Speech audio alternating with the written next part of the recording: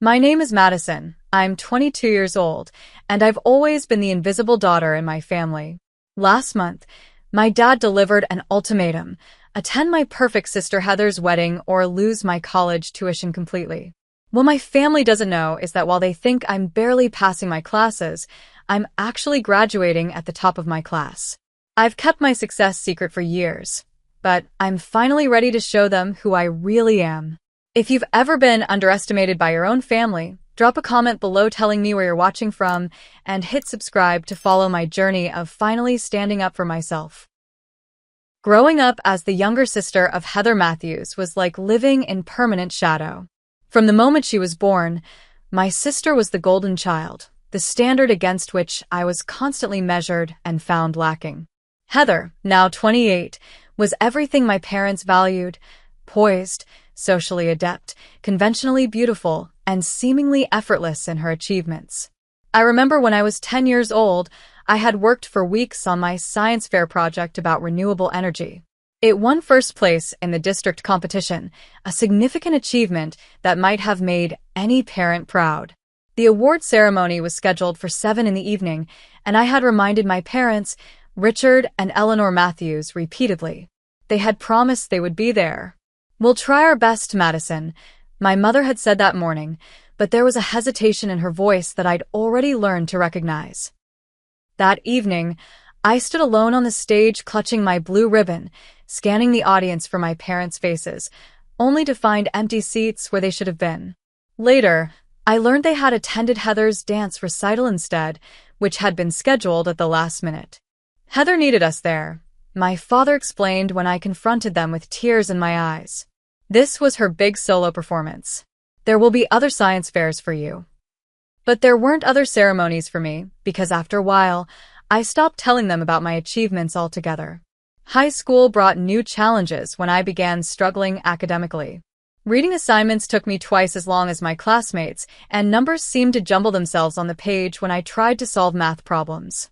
It wasn't until junior year that a particularly attentive teacher suggested I might have dyslexia. The diagnosis explained my difficulties, but my parents saw it as confirmation of what they already believed: that I wasn't as naturally gifted as Heather. "Not everyone can be an academic superstar," my father said after a particularly difficult parent-teacher conference. "Some people just have to work harder. That's life, Madison." His words cut deeper than he knew. My mother, Eleanor, would occasionally show flashes of guilt about the disparity in how they treated us, but these moments of awareness never translated into actual change. She remained a passive enabler of my father's blatant favoritism. "Your father just wants what's best for both of you," she would say when I complained about the unfairness. "Heather just needs different support than you do." Different support apparently meant different levels of attention, praise, and financial backing. When Heather graduated college with honors in business, my parents threw an extravagant party at our home. I was in my senior year of high school then, struggling with college applications and my newly diagnosed learning disability. "We're so proud to announce that we'll be fully funding Heather's MBA program at Wharton," my father announced during his toast, champagne glass raised high. Then he turned to me, an afterthought. "And hopefully Madison will find her way through undergraduate studies, wherever she ends up going." The room had laughed, and I had smiled weakly, playing along with the family narrative that I was the underachiever, the disappointment. That night, after the guests had left and the house had quieted, I overheard my parents talking in the kitchen. "Do you think Madison will even finish college?" my father asked, his voice tinged with resignation. "Richard, that's not fair," my mother replied, but her protest was half-hearted at best. "I'm just being realistic, Eleanor. The girl has limited potential. We need to accept that and help her find something suitable for her capabilities." I stood frozen in the hallway, their words washing over me like ice water. In that moment, something shifted inside me.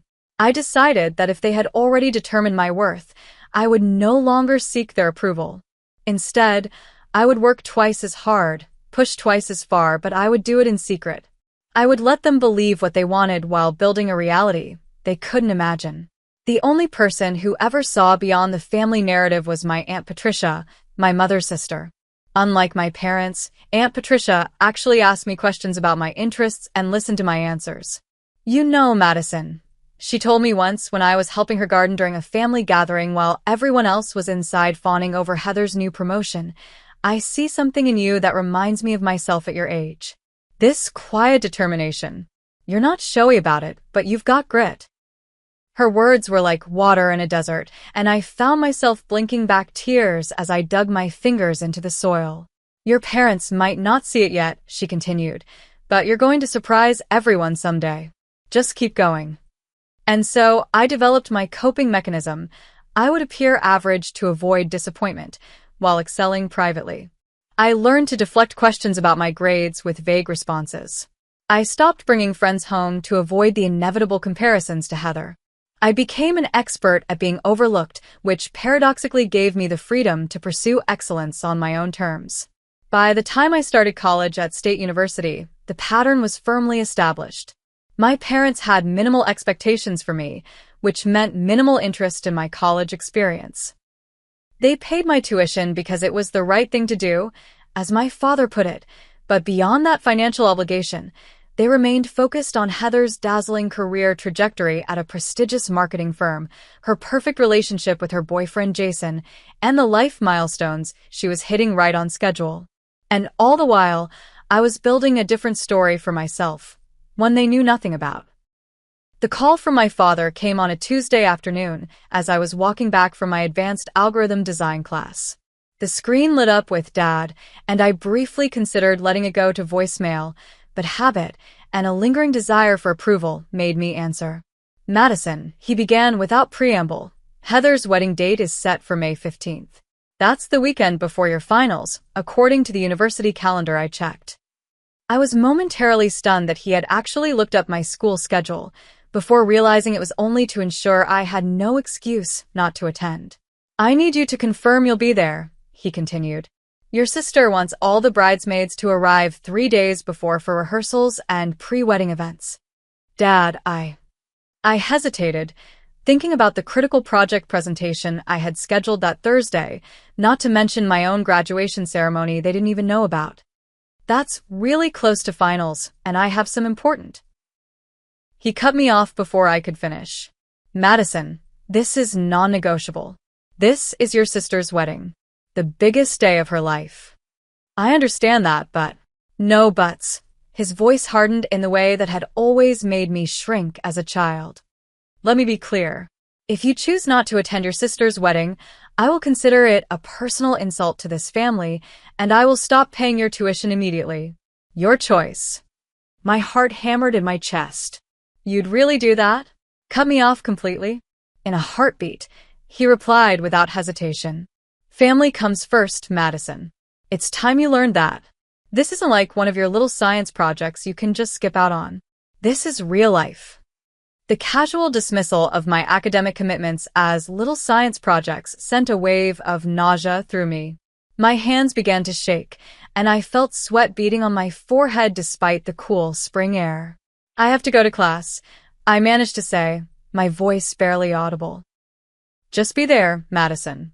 Don't disappoint your sister. Or me." He hung up without waiting for my response.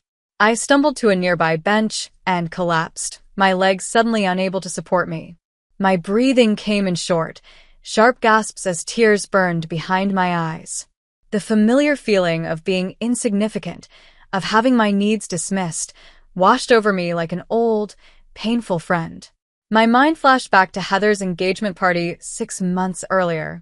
I had driven 4 hours from campus on a weekend when I should have been completing a crucial research assignment. I arrived at the upscale restaurant my parents had rented out for the occasion, wearing the nicest dress I owned, which still paled in comparison to everyone else's attire. For 3 hours, I stood awkwardly at the periphery of conversations, nursing the same glass of champagne while watching my parents orbit around Heather and Jason like proud satellites. When it came time for family photos, my mother had to call my name twice because the photographer had started arranging the group without me. The most telling moment came when Jason, my soon-to-be brother-in-law, approached me at the bar. "I'm sorry, are you a friend of Heather's from work?" he asked politely. I stared at him in disbelief. I'm Megison. Her sister.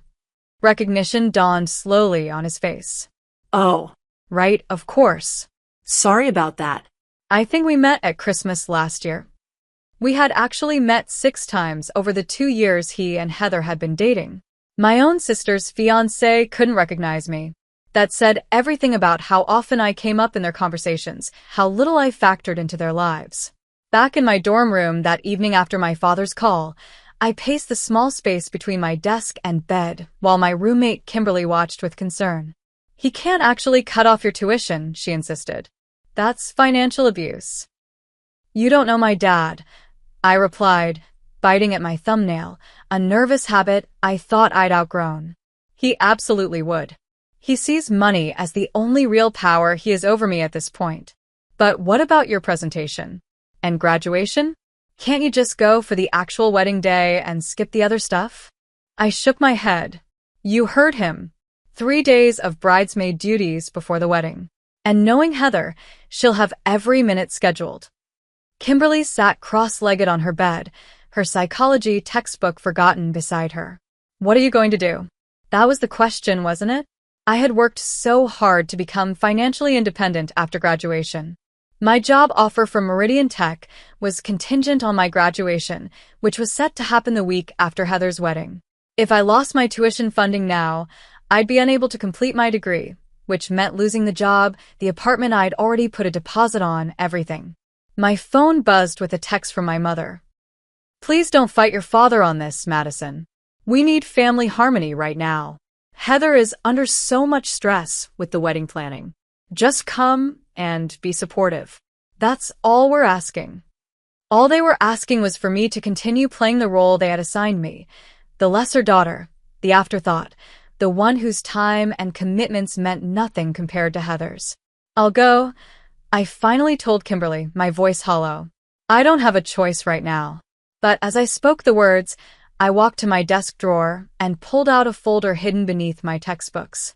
Inside were the awards, the dean's list certificates, the letter confirming my selection as valedictorian, and the job offer that would finally set me free. "I'll go," I repeated, with more resolution this time. "But it won't be the way they expect." My secret academic journey began during my sophomore year of college. I had started as an education major because my father insisted it was practical for someone like you and would give me something to fall back on. The subtext was clear. Teaching was an acceptable career for someone with my supposedly limited abilities. But during that first year, I took an introductory computer science course as an elective and discovered I had not only an aptitude for coding but a genuine passion for it. The structured nature of programming languages bypassed many of the challenges my dyslexia presented with traditional reading, and the problem-solving aspects engaged my mind in ways no other subject had before. Professor Miranda Thompson noticed my work and asked me to stay after class one day. "Madison, your project solution was elegant," she said, gesturing to my code on her computer screen. "You approached the problem differently than I've seen before. Have you considered majoring in computer science?" When I explained my situation, including my dyslexia and my parents' low expectations, she didn't dismiss my concerns, but didn't accept them as immutable either. "Learning differences often correlate with unique thinking patterns that can be tremendously valuable in this field," she said. "And as for your parents, sometimes it's easier to ask forgiveness than permission." That conversation changed the trajectory of my life. I switched my major the next day, but told no one in my family. When they asked about my classes during our infrequent phone calls, I spoke vaguely about education theory and student development. Meanwhile, I was diving deep into algorithms, data structures, and systems architecture. To make it work financially, I took a night shift job at the campus library. 4 nights a week, from 10 p.m. to 2 a.m., I shelved books and monitored the quiet study spaces while using slow periods to complete my coursework. The schedule was punishing. There were mornings I found myself crying from exhaustion in the shower, only to pull myself together and head to my 8 a.m. class. But the results spoke for themselves. I made the dean's list every semester, earning a perfect 4.0 GPA that I couldn't share with anyone except my academic advisor and Professor Thompson, who had become my mentor. During the spring semester of my junior year, I was alone in a bathroom stall, silently crying after seeing the newest dean's list posted with my name at the top, when I heard someone enter. "Hello? Is someone in here?" A concerned voice called out. I tried to quiet my sniffling, but the person persisted. "Look, I don't want to be weird, but are you okay? Do you need help?" Something in her tone made me unlock the stall door. Standing there was Zoe Mitchell, a girl from my advanced programming class. I had admired her contributions in class discussions, but had never spoken to her directly. "Sorry," I said, wiping my eyes. "This is embarrassing." "Are you okay?" she repeated. Yes. No. "I don't know." I gestured helplessly toward the dean's list visible through the bathroom door. I made top of the list again, but I can't tell anyone. My family thinks I'm barely passing my education classes, not acing computer science. Instead of looking confused or judging me, Zoe nodded slowly. "Family stuff is complicated. Want to get coffee and talk about it? I'm an excellent secret keeper." That was the beginning of my first real friendship in college. Zoe became my confidant, the one person who knew both versions of me, the struggling student my family believed in, and the academic star I actually was. In my senior year, Professor Thompson invited me to join her research team, working on an algorithmic approach to optimizing emergency response systems. The project combined technical challenges with real-world impact, and I threw myself into it completely. "This distribution model you've designed," Professor Thompson said after reviewing my contribution, "it's revolutionary. We need to submit this to the National Computing Conference." I panicked at first, but my name would be on it. My parents might find out. She gave me a long look. "Madison, at some point, you'll have to decide if hiding your light is worth the peace it brings." I decided to take the risk. Our paper was accepted, and though my parents never discovered it, the publication caught the attention of several tech companies.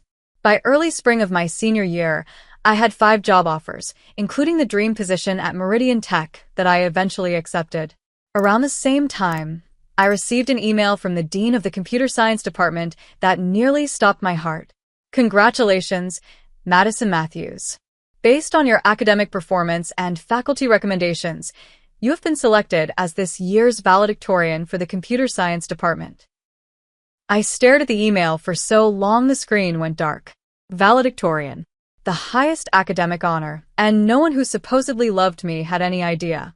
That same week, I received my acceptance to Stanford's graduate program in artificial intelligence with a full scholarship. It was everything I had worked for, the culmination of years of secret striving, and I had no one to share it with except Zoe and Professor Thompson. I had managed to reduce my dependency on my parents' money through scholarships, my library job, and a paid research position, but I still relied on their tuition payments to cover the gap. This necessity had kept me tethered to their expectations and their narrative about who I was. Last Christmas, I had nearly broken my silence. Sitting around the dinner table, watching my parents lavish praise on Heather for her promotion while barely acknowledging my presence, I had opened my mouth to tell them about my research publication. "Actually, I've been working on something pretty exciting too," I began. "That's nice, dear," my mother said absently, before immediately turning back to Heather. "Now tell us more about the wedding venue options. Have you and Jason decided?" The moment passed, and with it, my courage. I retreated back into invisibility, but something had shifted inside me. I was tired of being unseen, unheard, and underestimated. I just needed the right moment to reveal the truth. 2 weeks before Heather's wedding, my phone buzzed with a series of rapid-fire texts that made my stomach sink.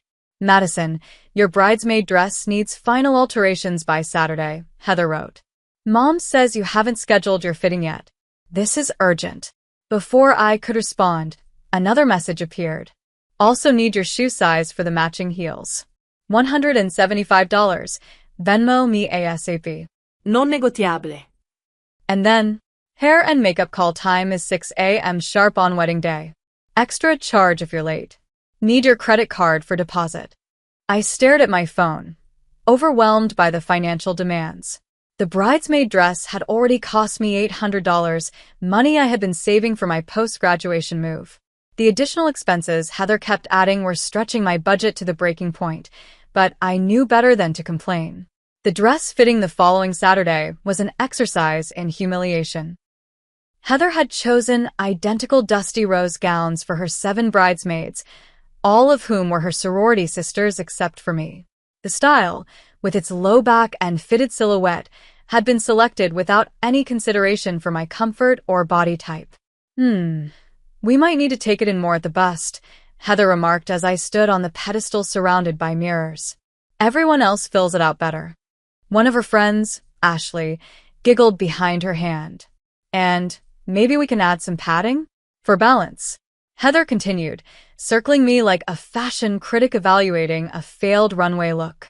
I bit my tongue, reminding myself that I only needed to get through this for my future. Later that afternoon, Heather pulled me aside to review the wedding schedule she had created.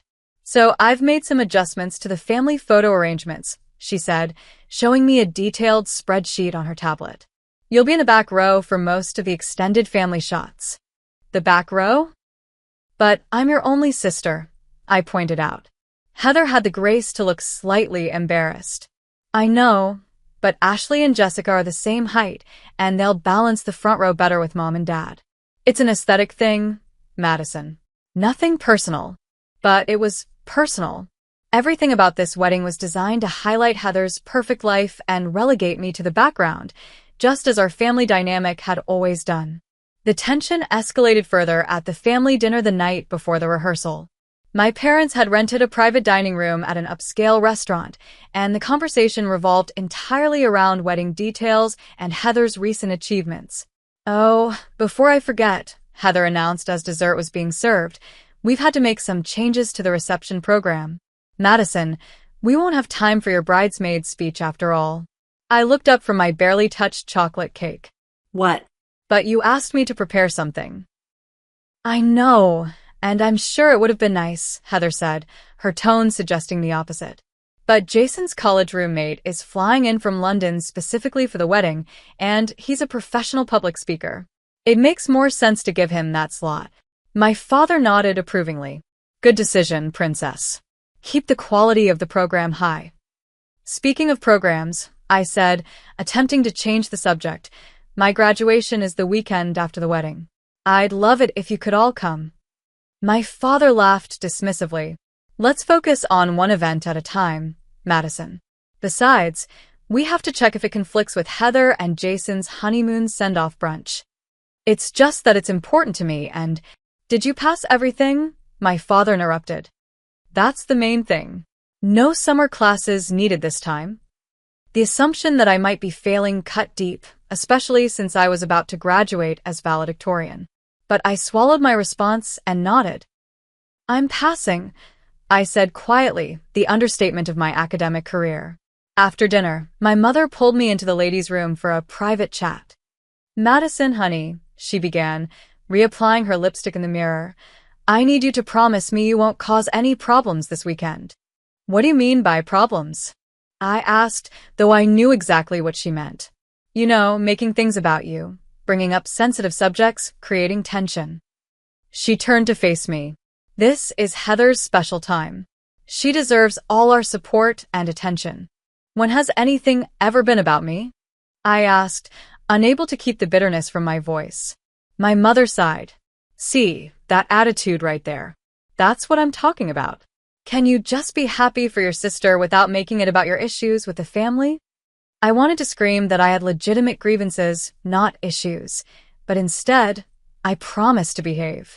The conversation left me feeling hollow and invisible, as always. On my way back to the table, I overheard Heather and Jason talking around the corner. God, I hope Madison doesn't embarrass me during the wedding, Heather was saying. Did you see what she's wearing tonight? And she still hasn't done anything with her hair. Is she still struggling with school? Jason asked. Your dad mentioned something about her barely scraping by. Heather laughed. Madison's always been the family disappointment. Academic probation last year, from what Mom told me. Not everyone gets the brains in the family, I guess. Their words froze me in place. Academic probation? I had never been anything less than exceptional in my studies. The lie my parents had apparently told about me, and that Heather so readily believed and shared, was the ultimate dismissal of my worth. But the final straw came the next morning when I accidentally discovered a receipt in my mother's purse while looking for car keys. It was from the wedding venue, showing a payment of $50,000 from my parents as a wedding gift contribution to Heather and Jason. $52,000. Just months earlier, when I had asked for help buying textbooks for my final semester, my father had claimed they were stretched thin and could only spare $100. The disparity was so stark, so blatant, that something broke inside me. I retreated to my old bedroom in my parents' house, where I was staying for the wedding weekend, and called the one person who had always seen me clearly. "Aunt Patricia? I need your advice," I said when she answered. "I don't think I can do this anymore." That night, after everyone had gone to sleep, I drove back to campus and found myself in the quiet of the university library. At 2 a.m, the building was nearly empty, just a few dedicated students preparing for finals. I sat at my usual desk by the window overlooking the central quad and tried to make sense of the emotions churning inside me. For years, I had accepted my family's narrative about who I was. I had hidden my accomplishments to avoid disrupting their comfortable perception. But at what cost? I had become complicit in my own erasure. Professor Thompson's words from earlier that year echoed in my mind. We had been discussing my future plans, and I had expressed hesitation about taking the prestigious job offer without my family's knowledge. "Madison," she had said, leaning forward across her desk, "in professional settings, you will encounter people who underestimate you, who try to define your worth based on their limited perception. The most important skill you can develop is the ability to stand in your truth regardless of others' opinions." She had fixed me with her penetrating gaze. "Your family may never see you clearly. That's their limitation, not yours. But you have a responsibility to yourself not to shrink to fit their small vision of you." Sitting in the quiet library, I realized she was right. I had been shrinking myself, making myself small enough to fit into the box my family had built for me. It was time to break out. The next morning, I met with the dean to confirm my attendance at graduation. Yes, I would be giving the valedictorian address. Yes, I would be accepting the department award for innovation. No, my family would not be attending. The dean looked concerned, but didn't press the issue. With my academic affairs in order, I turned to my financial independence. I signed and returned the formal job offer from Meridian Tech, confirming my start date for the month after graduation. The salary they offered would allow me to support myself completely, ending my financial dependence on my parents.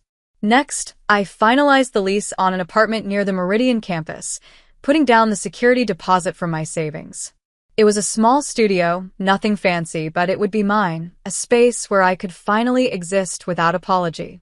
My hands shook as I completed each of these tasks, but with each signature, each confirmation email, I felt more resolved. I was building a foundation for myself that couldn't be threatened or taken away. That evening, I gathered my evidence. I organized my academic awards, printed copies of my transcript showing my perfect GPA, made a copy of my job offer letter, and collected the information about my full scholarship to Stanford. I placed everything in a professional portfolio, the kind used for important presentations. "Are you sure about this?"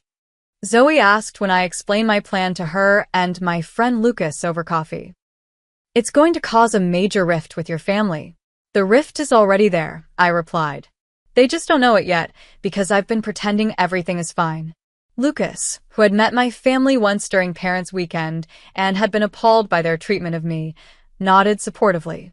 "You need to do this, Madison, for your own self-respect." We spent the next hour role-playing different scenarios. How I would respond if my father threatened me. What I would say if Heather accused me of ruining her wedding. How to handle my mother's inevitable tears. "Remember to breathe," Zoe advised. "And remember that no matter how they react, their response doesn't define your worth." Back in my dorm room, my roommate Kimberly helped me prepare mentally for the confrontation. "Visualize yourself standing strong," she suggested, drawing on her psychology training. "See yourself speaking your truth calmly and with confidence." We practiced breathing exercises to manage anxiety and discussed boundary-setting techniques. Kimberly, who had witnessed firsthand the toll my family's dismissal had taken on me, was fiercely supportive of my decision to finally stand up for myself. The next day, I went shopping for what would become the most important outfit of my life. I needed something appropriate for both my graduation ceremony and Heather's wedding, something that would help me feel powerful and confident. I finally selected a tailored blue dress that was formal enough for both occasions without being flashy. It was professional, elegant, and distinctly me, not something chosen to fade into the background. The night before graduation, I lay awake in my dorm room, doubt creeping in despite all my preparation. Was I making a mistake? Would this forever damage my relationship with my family? Was I being selfish by potentially disrupting Heather's wedding weekend? Tears soaked my pillow as I wrestled with these questions. Part of me, the little girl who had stood alone at the science fair clutching her blue ribbon, still desperately wanted her parents' approval. That part wanted to retreat, to apologize, to make myself small again for the sake of family peace. But by morning, as I stood before the mirror in my graduation cap and gown, I saw something different reflected back at me. I saw a young woman who had overcome not just dyslexia, but years of systematic dismissal to achieve academic excellence. I saw someone worthy of recognition, respect, and celebration. "My name is Madison Matthews," I said to my reflection, rehearsing the opening of my valedictorian speech. "And I am not who you think I am." It was time to show my family the truth. Graduation day dawned clear and bright, as if the universe approved of my decision. The ceremony was held in the university's grand amphitheater, with rows of folding chairs filling the space where 4 years earlier I had attended my first college lecture, uncertain and afraid. Now, as I took my place among the other graduates, I felt a mixture of pride and sadness.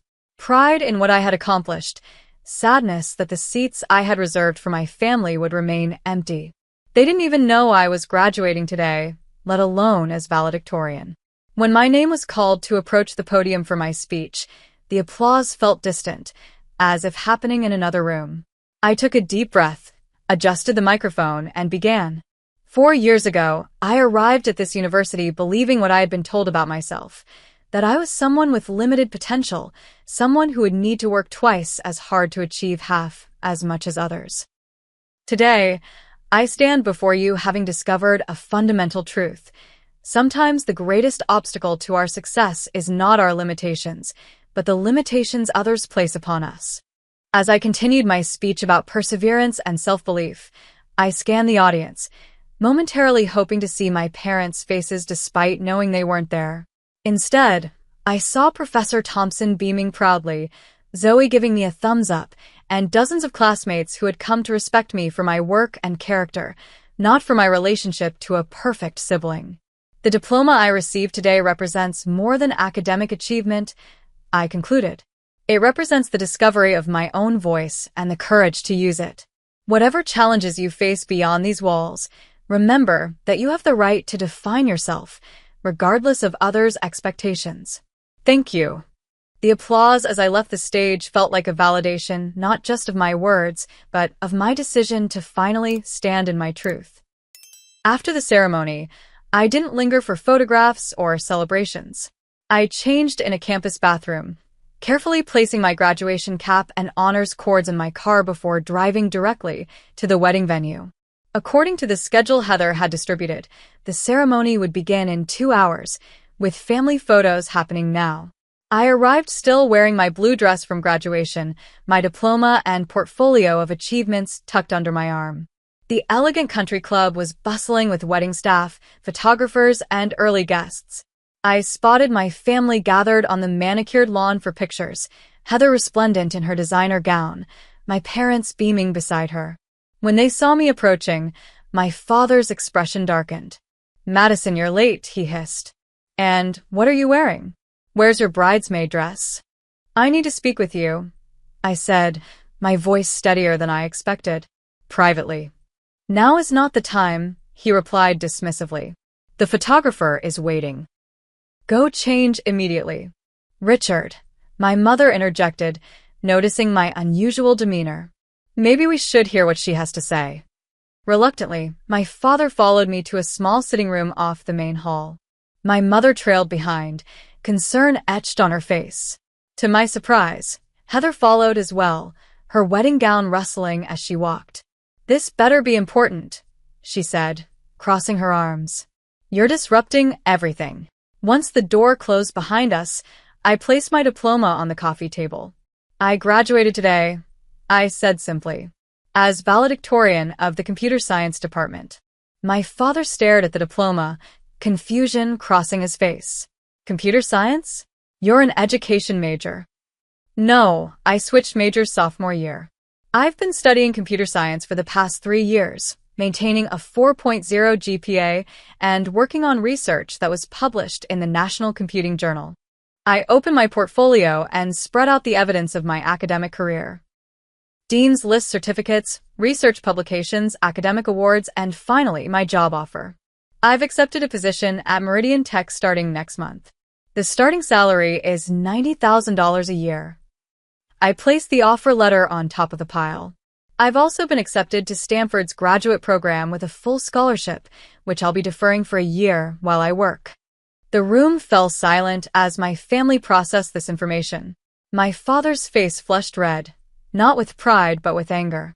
"You've been lying to us for years," he demanded. No, y replía calmly. I simply stopped sharing the truth with people who weren't interested in hearing it. When was the last time any of you asked about my studies? My interests? My achievements? My mother's hand flew to her mouth. "But why wouldn't you tell us you were doing well?" "Because every time I tried, you changed the subject to Heather. Because Dad made it clear from childhood that he didn't believe I was capable of academic success. Because it was easier for all of you to believe I was struggling than to reconsider your perception of me." Heather, still in her wedding gown, looked genuinely shocked. "Madison, I had no idea. Mom and Dad said you were on academic probation last year." I turned to my parents. "Why would you say that when it wasn't true?" My father, recovering from his initial shock, switched to defensiveness. "We were protecting you, lowering expectations so you wouldn't feel pressured to compete with your sister." "I never needed protection," I said firmly. "I needed support, recognition, equal treatment." "This is ridiculous," my father snapped. "You've been deliberately deceiving us, and now you choose your sister's wedding day for this performance? This is exactly the kind of selfish behavior we've come to expect from you." His words stung, but I stood my ground. "I chose today because you gave me an ultimatum. Attend this wedding or lose my tuition. But the fact is, I don't need your tuition anymore. I don't need anything from you anymore." "You ungrateful." My father began, but my mother placed a restraining hand on his arm. "Richard, stop. Listen to what she's saying." Heather, however, was building up to one of her trademark meltdowns. "I cannot believe you're doing this today of all days. This is my wedding, my special day. And you show up late, not wearing your bridesmaid dress, and start dropping bombs about your secret life? How dare you steal my spotlight?" The raised voices had attracted attention. The door opened, and Jason, Heather's fiancé, peered in. "Everything okay in here?" he asked, taking in the tense scene. No. Heather cried. "Madison is trying to ruin my wedding with her drama?" Jason fully entered the room, his gaze falling on the documents spread across the table. He picked up one of my research publications, eyebrows rising as he read the title. "You wrote this?" he asked me, sounding impressed. "I saw this presented at the tech conference in Boston last fall. This is revolutionary work." His unexpected support momentarily silenced everyone in the room. Jason, who worked in tech venture capital, continued examining my credentials with growing respect. "Heather," he said gently, "your sister isn't creating drama. She's sharing some pretty incredible achievements." He turned to me. "Why wouldn't you tell anyone about this?" "Because they never asked," I replied simply. "Because in this family, I've always been defined by what I'm not. Not as pretty as Heather, not as socially adept, not as naturally gifted. It was easier to let them believe what they wanted than to constantly fight for recognition." Jason nodded thoughtfully before addressing my parents. Mr. and Mrs. Matthews, I think you might want to reconsider how you're reacting right now. Your daughter has accomplished something extraordinary, and your first instinct was to accuse her of being selfish. My father, unused to being challenged, bristled visibly. This is a family matter, Jason. You don't understand the history here. I understand enough, Jason replied, surprising everyone with his backbone. And as someone who's about to join this family, I think it's important that we start with honesty and mutual respect. In the tense silence that followed, I gathered my documents and stood up. I'm not here to ruin anything. I'll attend the wedding as a guest, not a bridesmaid. I'll sit quietly and celebrate your marriage, Heather. But I won't pretend to be less than I am anymore, not even for one more day. I looked each family member in the eye as I delivered my own ultimatum. You can acknowledge who I really am and begin building a relationship based on truth, or you can continue believing what's comfortable for you. But I won't participate in my own erasure any longer. That's my choice, and I'm making it today. With those words, I walked out of the room, leaving my family to decide what happened next. The wedding proceeded despite the family drama, though not exactly as planned. I sat in the back row during the ceremony, watching as Heather and Jason exchanged vows. The bride looked beautiful if slightly distracted, glancing my way several times during the service. At the reception, I found myself at a table with distant relatives who knew little about the family dynamics at play. To my surprise, several guests approached me throughout the evening, having somehow heard about my academic achievements. Your cousin mentioned you graduated as valedictorian today, my mother's cousin Barbara said, sitting down beside me. That's incredible, Madison. Tell me more about your research. These small moments of recognition from extended family members felt surreal after years of invisibility. The most unexpected support came from Aunt Patricia, who sought me out during the cocktail hour and raised her champagne glass in a private toast. To Madison, she said, her eyes shining with pride, who always had the courage to be herself, even when no one was looking. You knew, didn't you? I asked, about how things really were for me and the family. She nodded sadly. I saw it, but I failed you by not speaking up more forcefully. I thought it would change as you grew up, that they would eventually see you clearly. I'm sorry it took so long. Her apology, the first I'd received from any family member, brought unexpected tears to my eyes. As the evening progressed, I maintained a respectful distance from my immediate family. My father avoided me entirely, disappearing to the bar whenever I came into view.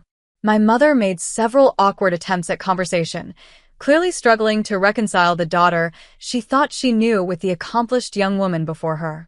It wasn't until late in the reception, after several drinks had loosened his rigid demeanor, that my father approached me on the terrace where I had gone for a moment of quiet. Madison, he began, his voice uncharacteristically hesitant. I've been thinking about what happened earlier. I waited silently, unwilling to make this easy for him. I may have misjudged some things, he continued, the words clearly difficult for him. Your mother and we never meant to make you feel less important than your sister. It wasn't exactly an apology, but it was the closest thing to acknowledgement I had ever received from him. But you did, I replied quietly. Every day, in 100 small ways, you showed me that my worth was less than Heather's, that my achievements were less significant, my needs less important, my future less promising. He looked away, uncomfortable with the directness of my words. We're proud of what you've accomplished. We just wish you had shared it with us. I tried, Dad, many times, but you weren't listening. He had no response to that truth, and after an awkward silence, he retreated back to the reception. It wasn't the tearful reconciliation scene from a movie, but it was a beginning, a crack in the wall of misunderstanding that had separated us for so long. My mother found me later as the reception was winding down. Unlike my father, she made a more genuine attempt at reconciliation. I failed you, she said simply, tears in her eyes. I saw what was happening, how differently we treated you and Heather, but I didn't have the courage to challenge it. I told myself it was just your different personalities, your different needs, but the truth is I took the easy path of going along with your father's preferences. Her honesty touched me in a way my father's halting almost apology hadn't. Thank you for saying that, Mom. It matters. Can we try again? She asked. Get to know each other as we really are, not as we've been pretending to be? I nodded cautiously. I'd like that. But it will take time, and things need to change. They will, she promised. Starting now. Heather's reaction evolved throughout the evening. Her initial anger gave way to a complicated mix of emotions: resentment at having her perfect day disrupted, confusion about the sister she thought she knew, and, eventually, a reluctant respect for what I had achieved. Just before leaving with Jason for their honeymoon suite, she pulled me aside. I still think you could have picked a better time to drop your bombshell, she said, but what you've done, it's impressive, Madison. I had no idea you were capable of all that. That's the problem, Heather. None of you had any idea what I was capable of because none of you bothered to find out. She looked genuinely taken aback by my directness. I guess I deserved that. For what it's worth, I'm sorry for how I've treated you. And for what I said about you to Jason. That wasn't fair. It wasn't a complete transformation, but it was something. A recognition, however small, that she had contributed to the family dynamic that had caused me so much pain. In the weeks following the wedding, I began the process of rebuilding my life on my own terms. I moved into my new apartment with help from Zoe and Lucas, not my family. The small studio became my sanctuary, the first space that was truly mine, decorated to reflect my personality rather than to meet someone else's expectations. My first day at Meridian Tech marked another milestone in my journey toward independence.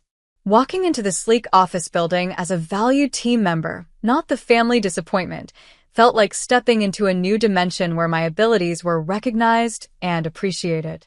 Welcome to the team, Madison, my new manager said during our first meeting. We're excited to see where your innovative thinking takes us. Simple words, but they resonated deeply after years of having my potential questioned and dismissed. My relationship with my family entered a new phase, characterized by limited contact and carefully maintained boundaries.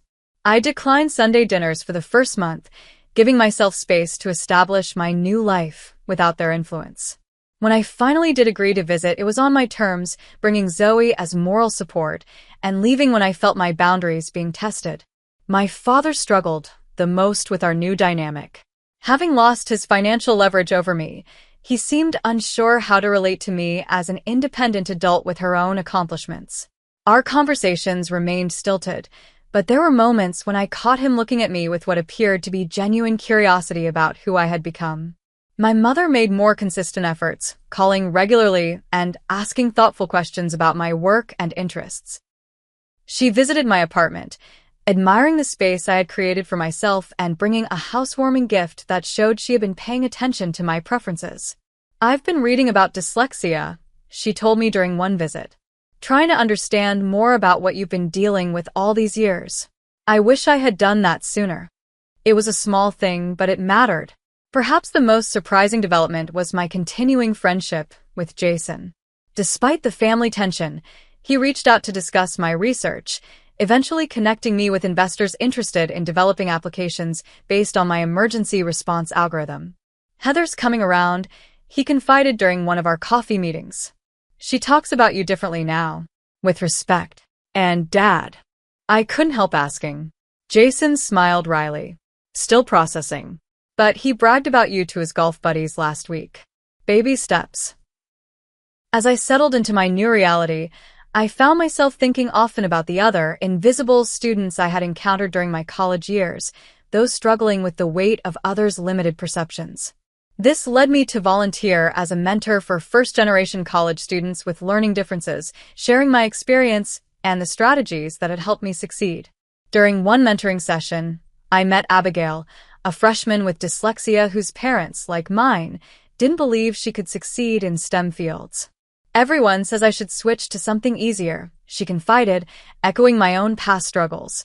The most important thing I learned, I told her, is that your worth isn't determined by others' ability to see it. Build your skills, Trust your abilities and surround yourself with people who believe in your potential. As I spoke, I realized I was finally living the advice I was giving. I had built my self-worth from within, no longer dependent on my family's approval or recognition. The journey wasn't over. There would be more difficult conversations, more boundaries to establish, more old patterns to break. But for the first time, I was moving forward as my authentic self, neither diminished by others' perceptions nor defined by their limitations. And that, more than any academic honor or professional achievement, was the true victory. Have you ever had to stand up for yourself when no one believed in you? How did you find the courage to show your true abilities? Share your story in the comments below. I'd love to hear how you handled similar family dynamics or moments when you had to choose between peace and authenticity. Don't forget to like this video if Madison's journey resonated with you, subscribe for more stories of personal triumph, and share with someone who might need to hear that they deserve to be seen for who they truly are. Thank you for listening to my story, and remember, your worth isn't determined by others' ability to recognize it.